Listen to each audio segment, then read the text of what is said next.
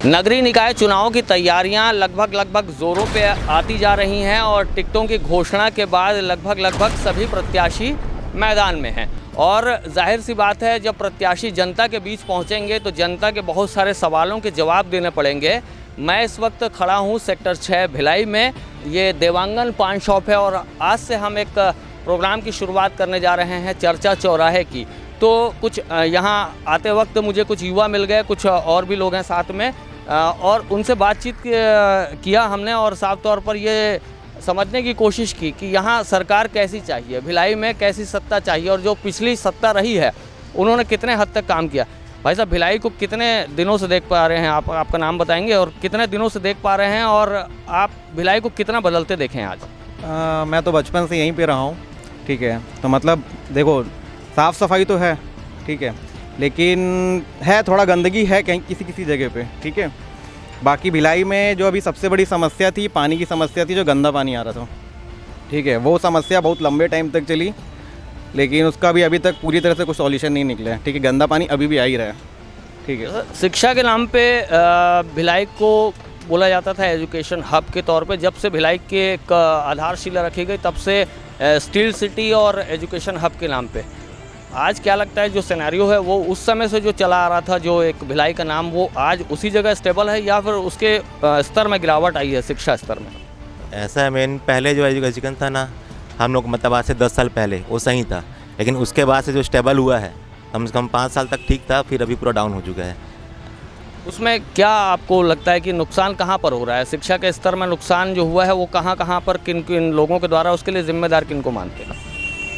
अब मेन तो पूरा यहाँ पे बीएसपी स्कूल ही है और प्राइवेट स्कूल भी है। तो देखा जाए तो प्राइवेट स्कूल का फ़ीस वगैरह सब ज़्यादा रहता है, तो सब बीएसपी स्कूल जाते हैं, सरकारी स्कूल जाते हैं। तो सरकारी स्कूल में वो ये ज़्यादा पढ़ाई हो नहीं पाता है। अब बीएसपी स्कूल भी पहले था, सही था, लेकिन आजकल ऐसा हो गया कि वो भी पूरा ठप पड़ा हुआ है। जैसे दादा, आप पटरी के इस पार रहते हैं और पटरी के उस पार का एक अलग चेहरा देखने को मिलता है। यहाँ जो प्राकृतिक वातावरण है और वहाँ का जो प्राकृतिक वातावरण है, तो कितना फ़र्क देख पाते हैं इस पार और उस पार में? प्रदूषण कितना है अंतर दोनों में? ज़मीन आसमान है भाई, एकदम ज़मीन आसमान है। उस साइड में तो पेड़ पौधे तो है ही नहीं, सब कटिंग कर दिया गया है। इस साइड बीएसपी बहुत सारी जो है पेड़ पौधे लगा के रखे हैं। मैंने भी 4-5 ठो उगाया है यहाँ पर। जैसे जो प्रदूषण की बात भैया बता रहे थे, तो प्रदूषण जो उस पार का स्तर है और इस पार का स्तर है, तो क्या लगता है आपको, ये जो एरिया बीएसपी के कमान में है उसके कारण ये जो स्थिति है वो अब तक साफ़ सुथरी दिखती है? जी, मतलब बीएसपी के कारण ही तो साफ़ सुथरी है इधर की स्थिति, ठीक है। बाकी उधर तो पूरा गंदगी तो फैला ही हुआ है, बाकी वहाँ पेड़ पौधे तो बिल्कुल नहीं है, ठीक है। तो है, गंदगी है, पटरी के उस पार तो है, गंदगी बहुत है। अच्छा, जैसे जो आप लोगों ने पुराने समय से सियासत देखी है, नेता जो आपके दरबार पे अभी भी आएंगे वोट मांगने के लिए और साफ तौर पर बहुत सारे वादे भी करेंगे और आपको कहेंगे भी कि आप हमें वोट दीजिए, हम जब जीतेंगे तो आपके लिए ये करेंगे वो करेंगे। तो ये कितने समय से सुनते आ रहे हैं और क्या उन चीज़ों में सच्चाई जो है लगातार जो कई सालों से आप सुनते आ रहे हैं इन दावों और वादों के बीच में, तो वो सच्चाई कहीं दिखती है और आगे उम्मीद लगती है कि कोई अच्छा व्यक्ति आएगा? ये सुनते सुनते मतलब अपने हिसाब से 15 साल हो गया मेरे को, लेकिन उस बीच में तो कुछ हुआ नहीं है, बल्कि और लॉस में गया है। अच्छा, भिलाई किन किन समस्याओं से जूझ रहा है? अगर आप बहुत समय से यहाँ रह रहे हैं और आपके पूर्वज भी यहाँ विराजमान रहे हैं, तो आपको क्या लगता है भिलाई किन किन समस्याओं से जूझ रहा है? अभी के टाइम का है सबसे बड़ा पानी, फिर एजुकेशन, बाकी तो ठीक है। यहाँ पे साफ़ सफाई होता रहता है, पेड़ पौधा भी है। मतलब उस पार के एरिया में इस पार के ज़्यादा साफ़ सुथरा है, यहाँ पेड़ पौधे ज़्यादा है, ठंडा भी है यहाँ पे। अच्छा, सब सेक्टर एरिया क्लीन है, बाकी अब नॉर्मल। आपके द्वारे अगर कोई नेता आता है और बोलता है कि भैया मुझे वोट करिए, चाहे वो पार्षद की बात हो, चाहे फिर वो आप जब पार्षद चुनेंगे इस बार तो महापौर को, तो आपको क्या लगता है कि चेहरे कैसे आएँ और जो बोले तो उसकी बातों में कितनी सच्चाई आपको दिखेगी या फिर आप उनसे कहेंगे क्या? सर, कहना क्या है, कुछ भी कह नहीं सकते। कौन जानता है कि आदमी कौन सा सही है और कौन गलत है? वही है, काम सही कर दे तो अच्छा है। वादा तो हर कोई करता है, पूरा कर दे तो अच्छा बात है। आप कौन कौन से वादों की अपेक्षा रखते हैं? क्या चाहते हैं भिलाई में, किस तरह की तब्दीली आनी चाहिए? चाहे पटरी इस पार की बात हो चाहे उस पार की। पटरी इस पर रहे चाहे उस पर रहे, दोनों साफ़ सुथरे रहें, बस और कुछ नहीं। बाकी तो पानी आ रहा है, अभी तो ठीक है, गंदा आ रहा है। जैसे ड्रेनेज की जो एक समस्या रही है, तो जो स्ट्रक्चर बना है टाउनशिप प्लानिंग कोई भी बिना जी टाउनशिप प्लानिंग जितनी भी हुई है प्राइवेट एरिया में, कोई भी जो भी आपका सीवेज लाइन होती है कोई भी प्रॉपर प्लानिंग के थ्रू नहीं बनी। अगर आप किसी भी चीज़ पे गवर्नमेंट नॉर्म्स में जाते हैं तो सबसे पहले टाउनशिप प्लानिंग के उसका पूरा मैपिंग, आसपास के सीवेज लाइन सारी चीज़ देखी जाती है, वो आपको यहाँ कहीं नहीं मिलेगी। एज़ पर बिजनेस नॉर्म्स के खाली चीज़ें बन रही है, घर मिल रहे हैं लोगों को, रह रहे हैं, बाद में जो तकलीफें आ रही है बिल्डर वहाँ से तो अपना बेच के चला जाता है या प्रॉपर्टी वाले जो भी है, उसके बाद जो सीवरेज लाइन और सारी चीज़ें दिक्कतें आती है वो आज तक सॉल्यूशन भिलाई में है ही नहीं। कोई ऐसी घटना बता दें जिससे आपको सबसे ज़्यादा आहत महसूस हुआ होगा कि हमने जो सरकार चुनी कहीं कुछ गलत तो नहीं हो गया हमसे? सर देखिए सरकार का, सर देखिए हम लोग आम जनता है, आम जनता का काम होता है एक अच्छा उम्मीदवार मिल जाए जिसको वोट दे के जिता, जिस चीज़ें हमको जो चाहिए वो मिले। बट जब भी हम कोई डिमांड या जब जो मिलती है हमको नेताओं के द्वारा ये सारी चीज़ें होती है उसमें 100% में मुझे लगता है कि 30% 40% से ज़्यादा फुलफिल कभी नहीं होती। फर्स्ट ऑफ ऑल ऑफर जाते एजुकेशन सिस्टम, गवर्नमेंट के पास इतनी सारी स्कूल है, गवर्नमेंट स्कूल चाहे तो उनको डेवलप करके वहाँ के बच्चों को एजुकेशन प्लस स्किल ट्रेनिंग के साथ दे सकते हैं, जो आज तक किसी गवर्नमेंट ने नहीं किया यहाँ पे। अदरवाइज एजुकेशन लेवल जो हमारा सबसे हाई वो करता था उसको 2006 के बाद से उसको बिजनेस लेवल में लगे इतने सारे कॉलेजेस और इतनी सारी चीज़ें खोल दे कि जो एक बेटर अपॉर्चुनिटी और फैकल्टी फैसिलिटीज़ जो चाहिए बच्चों को नहीं मिल पाती है। जैसे जो फंड की बात अगर करते हैं अपन, तो फंड में तो बोलते हैं कि बहुत बड़ा बड़ा फंड हर साल जनरेट होता है और हर साल बजट बढ़ते जाते हैं। जो बजट सत्र होता है उसमें हर साल का बजट जो है वो करोड़ों में जाता है। स्टेट भी मदद करती है, सेंट्रल इश्यूज़ भी रहते हैं, उसमें भी मदद पहुंचती है फंड के नाम पे। क्या लगता है जो फंड मिलता है नगरीय निकाय चुनावों में, नगरीय प्रशासन को जो फंड मिलता है उस फंड का प्रॉपर यूटिलाइजेशन होता है, और जो यूटिलाइजेशन करवाने वाले नुमाइंदे वो पहुंचते हैं उस फंड का जो प्रॉपर वे पे काम होना चाहिए उसके लिए? नहीं होता नहीं। देखो फंड जो आ रहा है वो तो मेरे को लगता है आधा तो उनके जेब में ही जा रहा है, मुझको ऐसा लगता है, क्योंकि उस हिसाब से कुछ भी चीज़ नहीं हो रहा है। ठीक है, भ्रष्टाचार होता है ये मान लो? बिल्कुल हो रहा है, भ्रष्टाचार तो हो रहा है। तो जी 100% भ्रष्टाचार है सर। आज आप देख लीजिए, जब भी आपके पास एक पर्ची आती है कि हमने ये कमिटमेंट किया, ये पूरा करेंगे, और आप उसको सर्वे करा लीजिए कितने पूरे हुए, आपको दिख जाएगा भ्रष्टाचार किस लेवल पे है।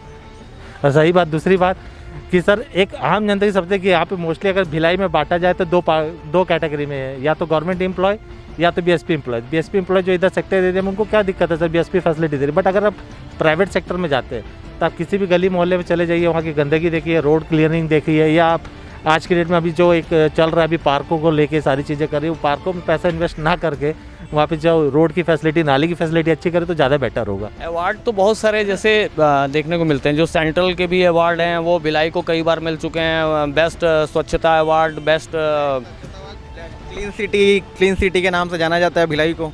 ठीक है, लेकिन उतना ऐसा कुछ भी हमको दिखाई नहीं देता है कि इतना क्लीन तो नहीं है। ठीक है, बस सेक्टर एरिया में थोड़ा बहुत दिख जाता है, बाकी डोर टू डोर कलेक्शन कहीं कहीं पे हो रहा है, कहीं कहीं पे तो नहीं हो रहा है। मैं अपनी चर्चा में लगातार ये कोड कर रहा हूँ कि पटरी के उस पार और पटरी के इस पार। तो दर्शकों को ये बताना चाहूँगा जो भिलाई से बाहर रहते हैं या और भी देश के अलग जगहों से देखेंगे हमारे इन खबरों को, तो पटरी के इस पार कहने का मतलब है जो भिलाई टाउनशिप का एरिया आता है, जहाँ पर भिलाई स्टील प्लांट है, और वहाँ पर जो सिस्टम है वो सेंट्रलाइज भी होता है, बीएसपी की तौर से भी ऑपरेट किया जाता है, और साथ साथ नगरीय निकाय का जो एक क्षेत्राधिकार है वो भी इसमें दखल देता है, और यहाँ भी वार्ड पार्षद चुने जाते हैं। तो इसमें जो मैक्सिमम जो निर्माण कार्य या मैक्सिमम जो यहाँ पर का जो सिनेरियो चेंज किया जाता है उसमें बीएसपी की जो ऑपरेंडी है वो बहुत ज़्यादा हद तक काम करती है। अगर पटरी के उस पार की बात करें तो वहाँ पर जो पर्यावरण की स्थिति है वो काफ़ी दुर्भाग्यजनक है।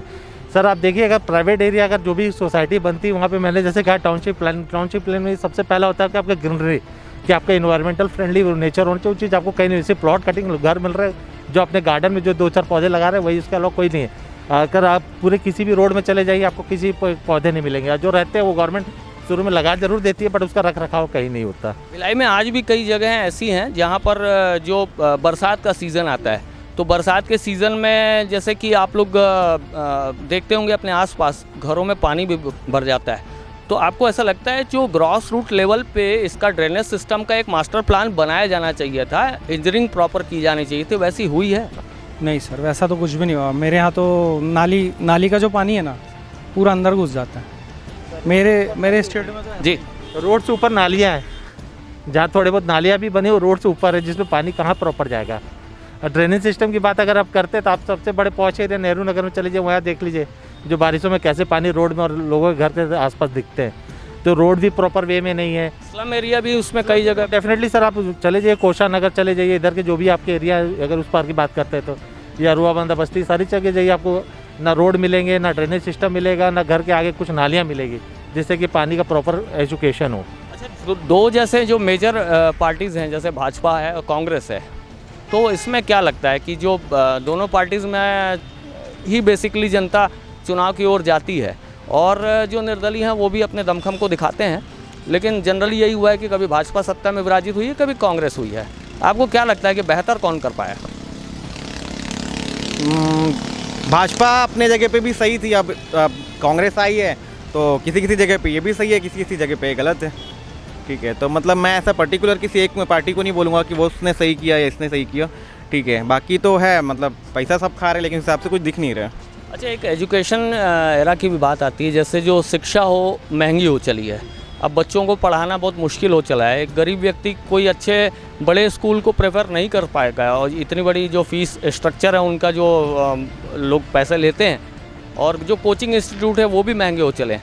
तो क्या लगता है जो यहाँ जो काबिज सरकार है या जो यहाँ सपोर्टिव सरकार है वो इन चीज़ों को, जब चुनाव की बातें आती हैं तो बहुत सारी चीज़ें वादा यहाँ भी करते हैं कि हम स्कूलों से बात करेंगे, स्कूलों से फ़ीस कम करने की बात करेंगे और आपके बच्चों को अच्छा एजुकेशन मिल पाएगा। इन चीज़ों में कुछ बदलाव आया कि नेताओं के वादों के बाद? नहीं सर, एजुकेशन लेवल आज भी वैसी है और फीस स्ट्रक्चर की आप जो बात कर रहे हैं वो आज भी किसी एंगल से कम नहीं है। जैसे कि मैंने पहले भी कहा सर, एजुकेशन को अगर गवर्नमेंट थोड़ा फोकस करे और अपने जो गवर्नमेंट स्कूल्स को अच्छे डेवलप कर दे तो आई थिंक एक आपको उनके इफेक्ट पड़ेगा बिजनेस स्कूल, अगर प्राइवेट बिजनेस में जाते हैं स्कूल में तो। बहुत सालों पहले मैंने भी यहीं शिक्षा हासिल करी है, बीएसपी सेक्रेटरीट स्कूल से मैं शिक्षा हासिल किया हूँ। तो उस समय एक ये स्थिति थी कि शिक्षा का स्तर भी बहुत कुछ अच्छा देखने को मिलता था, शिक्षक भी अच्छे थे, फीस भी कम रहती थी। अभी जो बीएसपी स्कूल धीरे धीरे उनको समेटा जा रहा है, तो ये लगता है कि ये जो एजुकेशन माफिया हैं उनको सक्रिय करने के लिए इस तरह से एक प्रोसेस हो? नहीं सर, इस पर मैं ऐसा बोलना चाहूँगा, देखिए बीएसपी का कोई पॉलिटिकल से नहीं है तो उनका सेंट्रल से होता है। बट हाँ, बीएसपी को इसमें फोकस करना चाहिए था, जिसको उन्होंने पीछे दरकिनार कर दिया। और इस चीज़ों को देखा जाए, आज सेक्टर 2 के जो गर्ल्स स्कूल हाई स्कूल थे उसको डीएवी को दे दिया गया चलाने। और ठीक है, वो भी ठीक है सर, एक इकोनॉमिकल रेंज के साथ, एक एग्रीमेंट के साथ वो प्राइवेट स्कूल किसी को दे रहे हैं और एक जो मिडिल क्लास फैमिली के बच्चों के हिसाब से उसकी फीस स्ट्रक्चर और जो भी फीसें हैं उसको रखती है और देती है, तो no doubt it's a good thing. But होता क्या है सर, यहाँ पे जो है जो चीज़ जो पुराने फैकल्टी थे जितने बीएसपी में वो चलते गए तब तक स्कूल गया, फैकल्टी खत्म, स्कूल खत्म। और आज के डेट में बीएसपी स्कूल में आप गिन के भी 2-4 स्कूल देख पाएंगे जो चल रहे हैं, अदरवाइज सारे स्कूलों उन्होंने बंद कर दिया। जो चीज़ उनको फोकस करना चाहिए था, क्योंकि सर देखिए, एक आदमी की, एक मिडिल क्लास की एक्सपेक्टेशन 2 से 3 चीज़ की चीज़ होती है। घर के राशन की ज़रूरत है, दूसरी बच्चों की एजुकेशन और तीसरी जो मेडिकल फैसिलिटी। आज भिलाई मेडिकल फैसिलिटी में भी ना इतना अच्छा बन पाया, ना गवर्नमेंट ने कभी उस चीज़ को फोकस किया, ना बीएसपी ने। आप देखिए सेक्टर 9 इतना बड़ा हॉस्पिटल है लेकिन वहाँ पे ना आज कार्डियो सेंटर है, ना कार्डियोलॉजी डॉक्टर तक नहीं वहाँ पे। अगर रात में किसी को पेशेंट को हार्ट अटैक भी आ जाए तो वहाँ जाए तो वो मर के आएगा, क्योंकि वहाँ पे कोई फैसिलिटी नहीं। उसी तरह एजुकेशन भी देख लीजिए आप, प्राइवेट स्कूल के पास, हमारे पास कोई ऑप्शन नहीं है सर, क्योंकि हमारे पास कोई अच्छी स्कूल होती है, बच्चों का एडमिशन वहाँ मिलता तो हम क्यों प्राइवेट स्कूल के पास जाएंगे। लेकिन नहीं, आज ना बच्चों को एजुकेशन मिल रही है, ना स्कूल अच्छे हैं, तो हम कहीं ना कहीं हमको प्राइवेट स्कूल में जाना पड़ता है। वही चीज़ को गवर्नमेंट अगर फोकस कर ले एजुकेशन, अपने जो गवर्नमेंट स्कूल को हाई बिल्डिंग स्ट्रक्चर दे दे, अच्छे एजुकेशन फैकल्टीज़ दे दे, अच्छे लैब्स दे दे, तो बच्चा वहाँ भी अच्छा पढ़ के निकल सकता है और वो बीट कर सकता है। ऐसा नहीं कि वो इंग्लिश मीडियम स्कूल के बच्चों को बीट नहीं कर सकता है। और इंग्लिश मीडियम स्कूल भी होना चाहिए गवर्नमेंट की तरफ से, जो चीज़ आज थोड़ा बहुत कर रही है गवर्नमेंट, लेकिन वो फोकस नहीं है उस चीज़ में। आपने बहुत सारी समस्याएं बताई हैं और ये ज्वलंत समस्याएं, बहुत से लोगों की ये मांग भी रही है और लगातार हर 5 सालों के बाद में एक सिस्टम नया तरीके का बनाया जाता है। एक सिस्टम सिनेरियो जो सीन है वो चुनावी सीन जो नया तरीके से बनाया जाता है, बड़े बड़े वादों की फहरिस्त लाई जाती है, बड़े बड़े घोषणा पत्र जारी होते हैं। और ये घोषणा पत्र, मुझे तो ऐसा लगता है, जहाँ तक मैं भी इस चीज़ों को महसूस करता आया हूँ कि ये घोषणा पत्र में रिपीटेशन ज़्यादा होता है और काम पुराना होगा मुंगेरी लाल के हसीन सपने, तो वो यही है कि जो घोषणा पत्र सारी चीज़ें आती है तो वो आपको सपने दिखाती है, बट वो सपने कभी पूरे होते हैं या नहीं होते वो 5 साल में आपको पता चल जाता है। और जब 5 साल बाद आता है तो आदमी के पास ऑप्शन क्या है, ये इसने नहीं किया कुछ, अब नई सरकार को मौका देते हैं। अब वहाँ पे नई सरकार कितना खरा उतरती है वो हमको फिर वो 5 साल में दिखता है। तो ये माइंड सेटअप के साथ आदमी यहाँ की जनता वोट देते आ रही है आज तक। एक और ज्वलन सवाल है और ये अंतिम सवाल है। जैसे पहले मेयर को चुनने के लिए एक स्ट्रेट फॉरवर्ड चेहरे रहते थे, कुछ गिनती के नाम रहते थे। अभी मेयर का चुनाव जो है वार्ड पार्षद तय करेंगे और वार्ड पार्षदों को आपको चुनना होगा या हमें चुनना होगा, और लोकतंत्र है और संवैधानिक प्रक्रिया के तहत हमें आपको वोट भी करने जाना पड़ेगा और बाकी जनता को भी जाना पड़ेगा। तो इसमें जो मेयर सिलेक्शन है वो कितना टफ हो चुका है? सर पहली बात तो मेरे को आज तक समझ में नहीं आया कि मेयर सिलेक्शन का होता क्यों है। मेयर का नॉन आज तक मेयर की वर्किंग क्या है दिखी नहीं आज तक। हमारे यहाँ भी महापौर बने, सारी चीज़ें है, वो विधायक भी रहे साथ में, क्या काम किया? महापौर के तौर पे भी उन्होंने कुछ नहीं किया, विधायक के तौर पे जो कर रहे थोड़ा बहुत घूम के जो कर रहे। तो कहने का मतलब या तो पॉलिटिकल चेन को कम कर दो। अगर इतने पार्षद अच्छे रहने का, अगर पार्षद रखने से अच्छा एक मेयर रख लो जाके पूरी सिटी को देख सके। लेकिन इतने पार्षद भी है, उसके बाद मेयर का कोई वहाँ पे नाम से नहीं दिखता है। और रही बात अब टफ की बात कर रहे हैं, तो सर ये चीज़ ऐसा है कि कुल मिला के अगर कांग्रेस की पार्टी आएगी तो कांग्रेस का मेयर बनेगा, भाजपा की पार्टी आएगी भाजपा का मेयर बनेगा। यहाँ पे कोई कैंडिडेट देख के बने तो समझ में आए ना। कैंडिडेट को कोई देखा नहीं जाता, बैकग्राउंड नहीं देखा जाता है कि क्या कितने लेवल पे उसने ग्राउंड लेवल पे या अपने शहरीकरण में कितना उसने योगदान दिया, वो चीज़ नहीं मिलती है। और वो चीज़ हमको हक मिले तो हमने उस चीज़ देखे भाई कि एक कैंडिडेट है, इसने इतना शहरों में रह के इतना काम किया, इतने विकास में योगदान दिया, तो वो चेहरे दिखते हैं कि सर काम करने वाले हैं। बट वो चीज़ यहाँ पे नहीं मिलती है। ये चाहे आप किसी भी स्टेट में, पॉलिटिक्स का सबसे बड़ा ड्रॉबैक यही है सर, चैन सिस्टम। ये कम कर दीजिए, ऑटोमेटिकली राजनीति अच्छी हो जाएगी। क्योंकि सिंपल जो है ऊपर से नीचे तक का जो खाते बने हुए हैं वो कम हो जाएंगे तो काम भी अच्छा होता है। आपने इतनी सारी समस्याएं रखी हमारे सामने में और हमारे दर्शकों को इतना वक्त दिया है। आपका नाम बता देंगे, क्या करते हैं ये भी बता देंगे, और आने वाली सरकार को किस रूप में देखना चाहते हैं, ये एक अंतिम सवाल। सर देवेंद्र नाम है, देवेंद्र कुमार, और मैं एक प्राइवेट जॉब में हूँ। और सर यही है सर कि देखिए उम्मीदें हमारी हर किसी से एक ही रहती है कि थोड़ी चीज़ें जो हमको एक मिडिल क्लास फैमिली को चाहिए, एजुकेशन पे या शहरी निकाय या डेवलपमेंट पे, वो चीज़ मिलते रहे हमको, सब कुछ सही है, हम सब वाजिब है। बट वो जब तक नहीं मिलती है तो आदमी क्या करेगा? ऑप्शन है, वोट देना है, दे रहे हैं। तो ये आपने जो पूरी एक तरह से एक दर्द बयां सुना, और साफ तौर पर इसी तरह से हम जो पूरी कहानियां हैं और जो पूरी सच्चाई है वो आपके सामने लाने की कोशिश करेंगे। जो रुपहले पर्दे हैं उनको भी उठाने की कोशिश करेंगे। जिस तरह से एक जो सूर्योदय देखने को मिलता है, जो चुनाव में खासकर देखने को मिलता है, जब बड़े बड़े नेता और यहाँ जो चुनावी प्रक्रिया में भाग लेने वाले नेता हैं उनके बैनर पोस्टरों में अभी आप कुछ दिन में देखने को आपको मिल जाएगा, तो सूर्योदय विकास का दिखने को मिलता है। लेकिन जो विकास का जो बोर्ड देखने को मिलता है, एक्चुअल जो हकीकत है वो भिलाई की जनता कह रही है। और इसी तरह की जो पीड़ा है, इसी तरह का जो दर्द है, इसी तरह की जो परेशानियाँ हैं, अच्छाइयाँ हैं, बुराइयाँ हैं, इन सभी चीज़ों का आपसे राब्ता कराते रहेंगे और चर्चा चौराहे की सीरीज़ को आगे बढ़ाते रहें। अगर आपको हमारा प्रोग्राम पसंद आ रहा है तो उस प्रोग्राम को लाइक कर दें, और ज़रूर जो भिलाइयंस है या जो देश के अन्य हिस्सों से भी देख रहे हैं हमारी इन खबरों को, तो अपनी राय कमेंट बॉक्स में ज़रूर रखें। नेशन फर्स्ट ABK न्यूज़ के लिए भिलाई से मेरे सहयोगी लाला सिंह ठाकुर के साथ मैं हूं शशिकांत तिवारी।